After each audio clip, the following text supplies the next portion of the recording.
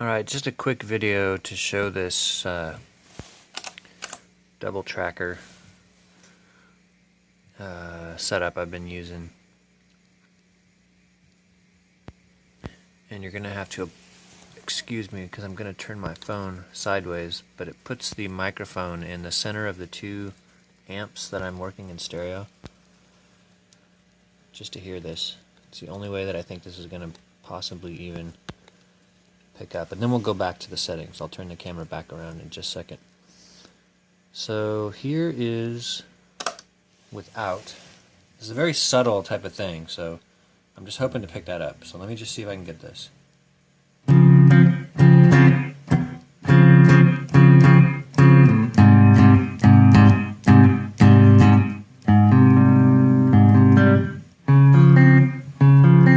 Sounds nice, but then when I put this on, can you hear that difference there?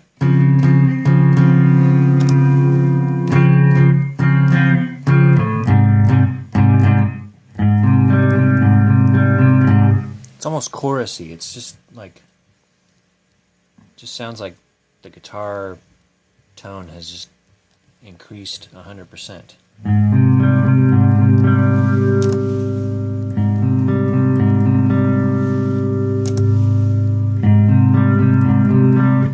And this one here, this is set at 30 milliseconds, and then the one I have next to it is at 60 milliseconds. So here's a 60. It's a little sloppier sounding.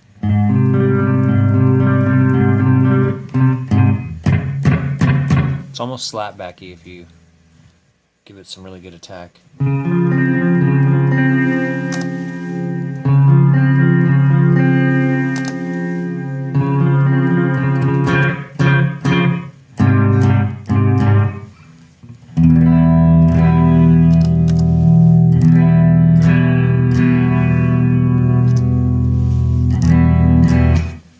Alright, turning the camera back around now.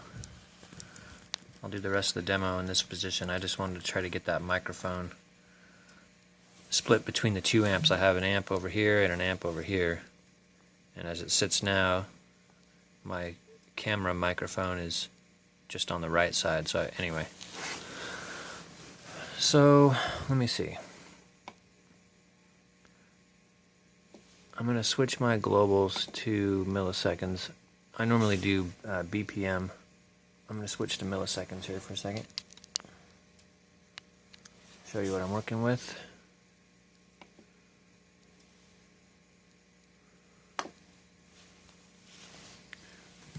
So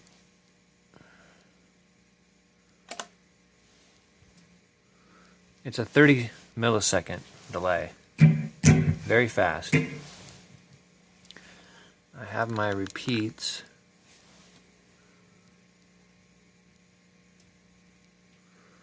Right about there.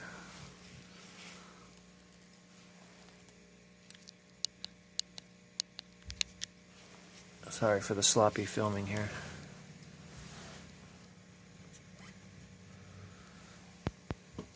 Let's see if I could sneak a little more light on the subject as well. There we go. Get rid of those shadows. Make it easier to focus on this.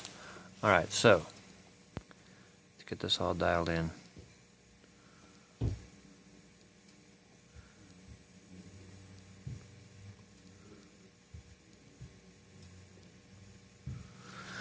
So as you see it are the real-time settings.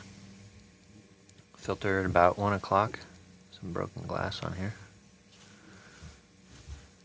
Grit at about 9:30, 10 o'clock there. Speed I have all the way down and depth all the way up to kind of give it a little bit of a chorusy thing. Mix I have almost all the way up. Repeats I have it just to where it starts to want to go more than one.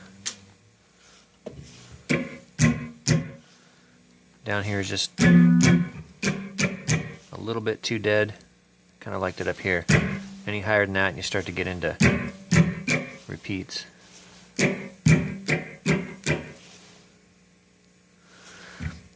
And that's about it. Let's see. Tape speed on fast. You have to use fast to get it down to 30 milliseconds. If you have it on slow, it won't go down that far. Low end I have all the way up. And I think I have a little bit of a boost on here maybe. Yeah, 2 decibels. That's pretty much it, you know.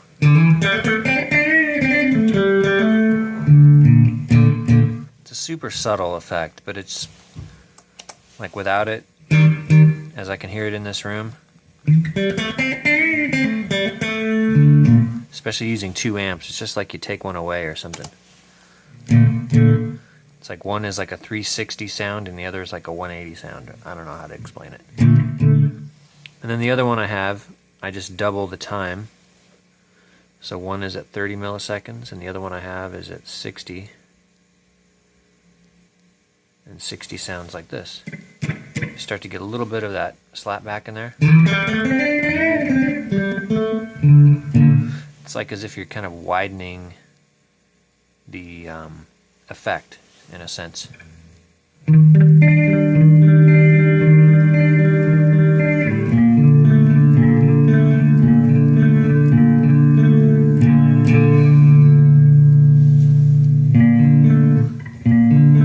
Yeah, taking that modulation depth out kind of gets rid of the chorus. Yeah. Broken glass everywhere. Anyway, it's subtle, but it's a tool I like to use quite often. It's just, man, I don't know if any of this translates through the phone as usual, but it sounds great. Anyway, thanks for listening. Double Tracker.